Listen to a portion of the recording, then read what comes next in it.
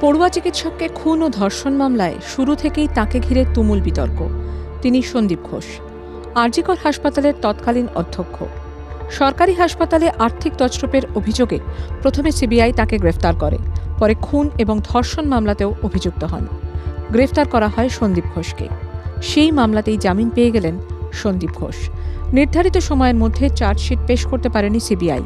সে কারণেই শুক্রবার শিয়ালদহ আদালত তাঁকে জামিন দেয়।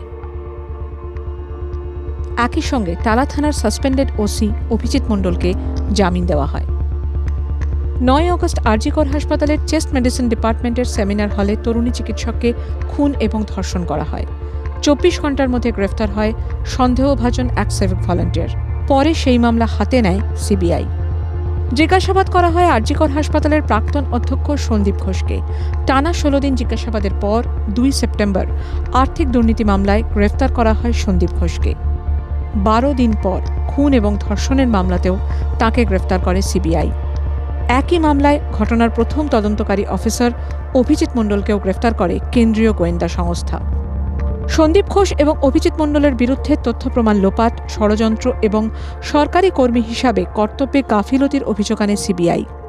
মামলায় 14 সেপ্টেম্বর থেকে জেল হেফাজতে সন্দীপ ঘোষ এবং অভিজিৎ মণ্ডল।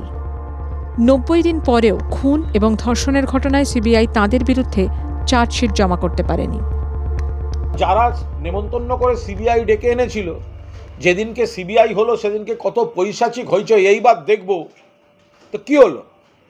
তো সেই সিবিআই এখনো পর্যন্ত এটা প্রমাণ করতে পারেনি যে মূল ধর্ষণ এবং খুনের ঘটনার সঙ্গে এই সন্দীপ ঘোষ বা অভিজিৎ বাবু তাদের কোনো সম্পর্ক ছিল।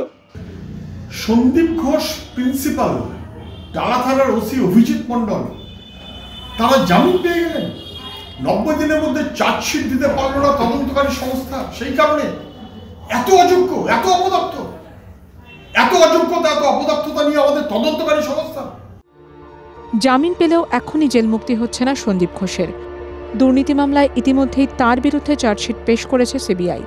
সন্দীপ সহ এই মামলায় বিপ্লব সিংহ, আফসার আলী, সুমন হাজরা এবং তৃণমূল ছাত্রনেতা আশিস পাণ্ডেকেও গ্রেফতার করে সিবিআই। 90 দিনের মধ্যেও চার্জশিট দিতে পারল না, তাই জামিন হয়ে গেল। আমরা হতাশ। প্রতিক্রিয়া আরজিকরের নির্যাতিতার মায়ের।